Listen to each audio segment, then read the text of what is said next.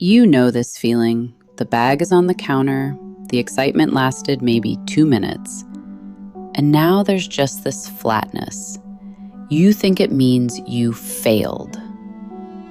What if it means the fog just cleared?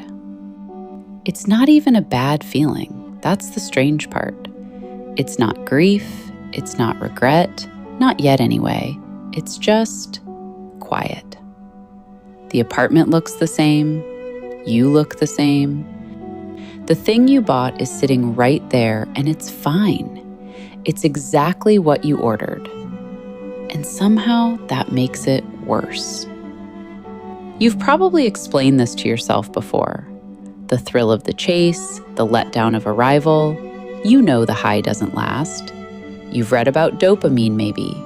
You've told yourself to be more mindful, to wait 24 hours, to unsubscribe from the emails. And sometimes that works. But the flatness keeps showing up. Not because you bought the wrong thing, because you keep looking at that quiet feeling and calling it a problem. What if it's not? What if the flatness after buying something isn't a crash at all, but the first clear view you've had of your actual life in days? Not worse than normal, just normal, without the noise. That's what this video is about. Not how to stop shopping, not why the high fades, but what that flat, quiet feeling is actually showing you, and why it might be the most important thing you're ignoring. Here's what usually happens next.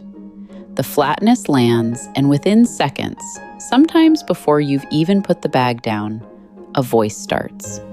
You know the one. Why did you do that again? You said you wouldn't. You have no discipline. What is wrong with you? And it sounds like accountability. It sounds like the responsible part of you finally showing up. But pay attention to the timing. The shame doesn't arrive after you've sat with the feeling. It arrives instead of sitting with the feeling. It rushes in like it's late to something. And what it's late to is making sure you never actually feel the flatness long enough to learn anything from it. That's worth noticing. Because shame isn't a correction here. It's a cover, a different kind of fog. The anticipation fog came before the purchase. The shame fog comes after. And between them, in that brief, quiet gap where the flatness just is, that's the window. The one that keeps closing before you realize it was open. But what if you held it open? What if, just once, you didn't let the shame rush in? What would the flatness actually tell you? Think about the hours before you bought this thing. Not the moment of purchase. That was quick, almost automatic. Think about everything before it. The browsing, the scrolling, the opening 3 tabs, comparing options, reading reviews from strangers. The imagining. Picturing where it would go in your apartment, how you'd feel using it. The version of yourself that owns this thing. That wasn't nothing. That was a whole experience. A rich, absorbing, emotionally full experience. Your brain was alive during that period, engaged, anticipating, building a future. And it felt good. Not because the thing was good, because wanting feels like something. Wanting fills a room. Now here's the part that changes everything. The purchase didn't fail to deliver the feeling. The purchase ended the feeling. It turned off the fog machine. All that anticipation, all that possibility, all those imagined futures, the moment you clicked buy, they collapsed into one thing. This thing, here, on your counter. And what's left isn't emptiness. It's not a crash. It's not a chemical hangover. It's just your life, the way it actually feels when nothing is covering it up. The flatness was always there. The browsing was how you couldn't feel it. The purchase is the moment the noise stops. And for the first time in hours, maybe days, you're actually standing in your own life without a filter. That's not a failure. That's the clearest you've been all week. But that clarity comes at a price.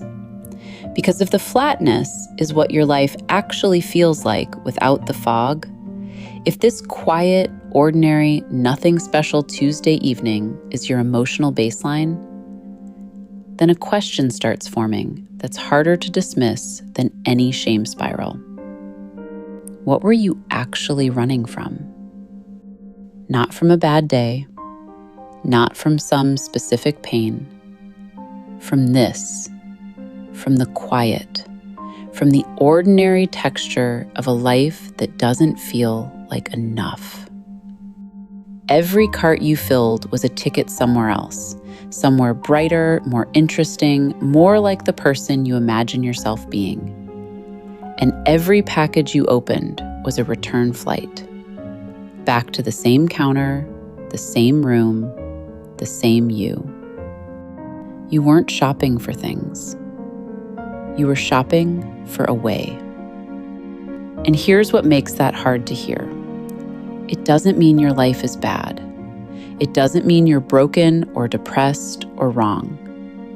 It might just mean you've been comparing your actual life to the fantasy version so often that normal started feeling like not enough.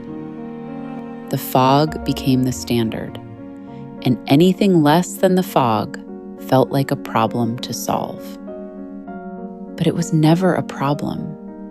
It was just here, waiting for you to stop leaving. So what do you do with a feeling you've been running from? You might expect me to say, sit with it, or be more mindful, or practice gratitude. And those things aren't wrong, but they miss the point. Because the flatness isn't asking you to tolerate it, it's asking you to notice what it's made of. The fog was beautiful, genuinely. The anticipation, the imagining, the sense of possibility, there's nothing wrong with how good that felt. But you can't build anything in fog. You can't know what needs changing in your life if you can't see your life clearly. And the flatness, as uncomfortable as it is the first moment of clear sight. Not clear sight about what to buy next. Clear sight about what's actually here. The relationships that need something you haven't been giving them. The evenings that feel empty, not because you lack things, but because you haven't filled them with anything that's yours. The parts of your day that run on autopilot because the fog was easier than choosing. The flatness isn't a punishment for shopping. It's an invitation. Not to buy less, though you might. Not to want less, because wanting is human. But to build something in the space you keep trying to escape. Something real enough that you don't need the fog to get through a Tuesday. Remember that moment? The bag on the counter, the 2 minutes of excitement, the flatness that followed? You thought it meant something went wrong. It didn't. Something went quiet. The fog machine turned off, and for a moment, just a moment, you could feel what's actually underneath all the buying and the browsing and the imagining. Not emptiness, not failure, just your life without a filter. Ordinary, undecorated, yours. That flat, quiet, nothing special feeling, that's where your actual life has been waiting. Not in the cart, not in the box, here.